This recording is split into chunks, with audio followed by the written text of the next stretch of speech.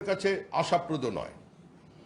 রাজ্যের মুখ্যমন্ত্রী তিনি জয়লাভ করেছেন, তিনি আক্রমণ করছেন সংবাদ মাধ্যমকে, তিনি আক্রমণ করছেন ভারতবর্ষের সমস্ত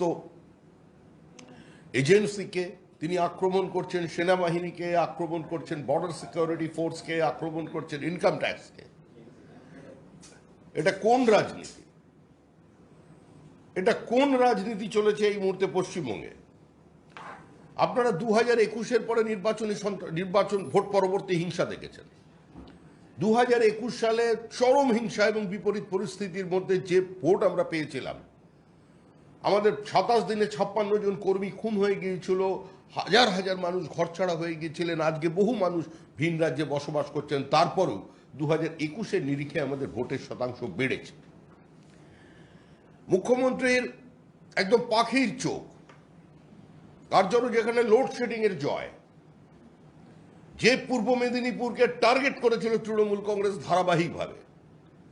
তৃণমূল কংগ্রেস একজন অসতিপর রাজনৈতিক ব্যক্তিত্ব, যার হাত ধরে একদিন পূর্ব এবং পশ্চিম মেদিনীপুরে তার দলের জনভিত্তি তৈরি করেছিল। সেই শিশির অধিকারীর বাড়ির সামনে গিয়ে পর্যন্ত তাকে তুই বলে সম্বোধন করেছে। কিন্তু আজকে ফলাফলে দেখা যাচ্ছে পূর্ব মেদিনীপুরের 2টি আসনে তৃণমূল কংগ্রেস পরাজিত হয়েছে। আমরা আবার বলছি যে আমরা আশাতীত ফল করতে পারিনি, কিন্তু আমরা যেরকম অতীতে 242টা আসনে নির্বাচনে প্রতিদ্বন্দ্বিতা করে রাজীব গান্ধীর মৃত্যুর পর মাত্র 2টো আসন পেয়েছিলাম, সেদিনও আমরা বলেছি আমরা পশ্চিমবঙ্গের রাজনীতি, ভারতের রাজনীতিতে থাকতে এসেছি, চলে যেতে আসেনি। আমরা সেদিন থেকে মানুষকে সঙ্গে নিয়ে আমরা আমাদের মতো করে সংগঠন করে মানুষের কথা, মানুষের ব্যথাগুলোকে আমরা তুলে ধরে আজকে আমরা এই জায়গায় পৌঁছেছি। আজকে আমাদের দল থেকে 3 জন চলে গিয়েছিলেন, কৃষ্ণ কল্যাণী, বিশ্বজিৎ দাস, মুকুটমণি অধিকারী। আমরা বারবার বলেছি যে এদের বিধায়ক পদ খারিজ করা হোক, মামলা কোর্ট পর্যন্ত গিয়েছিল।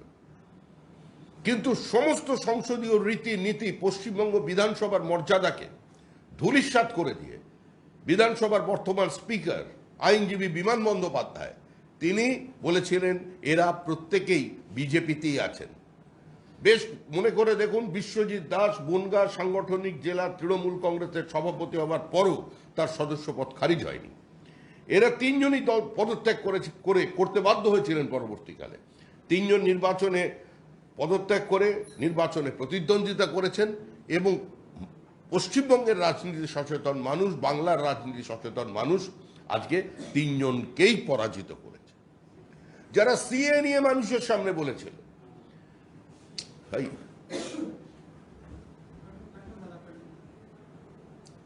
ওখানে মোবাইলটা অফ করতে বলো না, পিছনে কে আছে?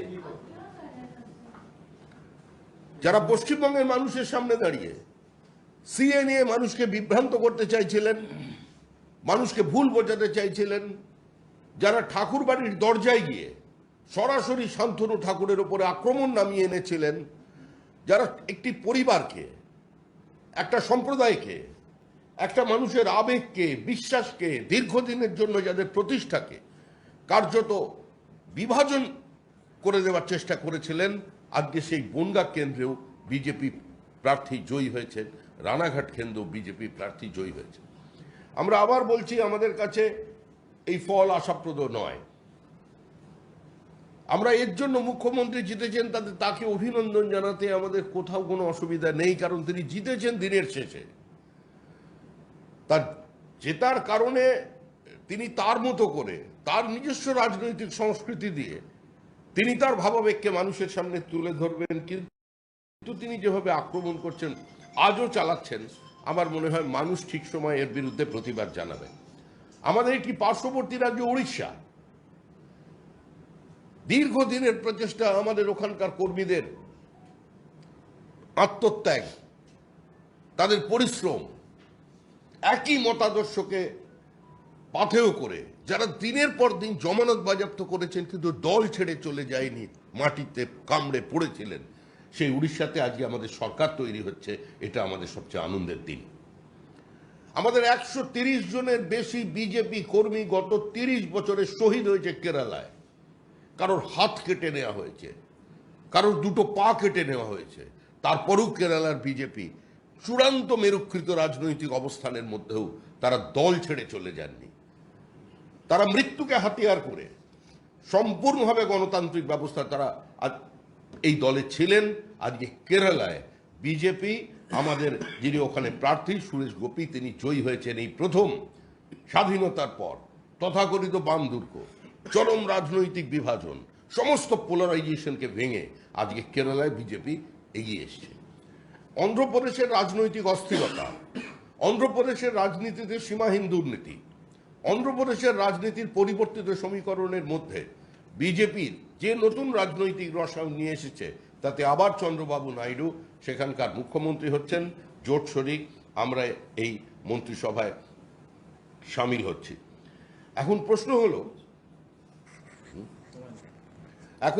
হলো যে দিকে দিকে আমরা আমাদের জেলা সভাপতিদের বলেছি যে এখনো পর্যন্ত আমরা বিশ্বাস করি আমাদের আজকে যে আসনের সংখ্যা এগিয়ে আছে তার থেকে আমাদের আসন বাড়বে। এটা আমাদের আশা, এটা আমাদের সাংগঠনিক রিপোর্ট অনুযায়ী আমাদের বিশ্বাস। কিন্তু দিকে দিকে যেভাবে সন্ত্রাস শুরু হচ্ছে, ভোট পরবর্তী হিংসা, যেটা পশ্চিমবঙ্গের একটা সংস্কৃতি, প্রায় কার্যত তৃণমূল কংগ্রেস নতুন করে সিপিআইএম এর থেকে সেটা নিয়ে এবং সেটাকে কয়েক গুণ মাত্রা বাড়িয়ে দিয়েছে। তো সেটা শুরু হয়ে গেছে। আপনারা দেখেছেন একজন প্রান্তিক মহিলা রেখা পাত্র কিভাবে আজকে থেকে তাড়া করে ধাক্কা মেরে ফেলে দেওয়া হলো। আর আমরা ধন্যবাদ জানাচ্ছি সমস্ত সিআইএফ এর জওয়ানদের কাছে যে গুলি চালানোর মতো পরিস্থিতি তৈরি হলেও, নিজেরা আক্রান্ত হওয়ার পরেও আজকে তারা সংযমী ছিলেন, যাতে আবার নতুন করে শীতলকুচির ঘটনা কোথাও ঘটে না যায়। সেজন্য যথেষ্ট সংযমের মধ্যে তারা করেছেন। তৃণমূল কংগ্রেস ধারাবাহিকভাবে পুলিশকে ব্যবহার করে বিভিন্ন নির্বাচনের আগে তারা ভীতি প্রদর্শন করতে শুরু করেছেন। ছেলে মেয়ে বাইরে পড়তে চান, নানা ধরনের পদ্ধতি তারা অবলম্বন করেছে। বহু জায়গায় আমাদের সনাতনী হিন্দু ভোটাররা বহু জায়গায় ভোট দিতে বেরোতে পারেনি। কিন্তু নির্বাচন চলাকালীন আমরা কোনো উত্তেজনা তৈরি করতে চাই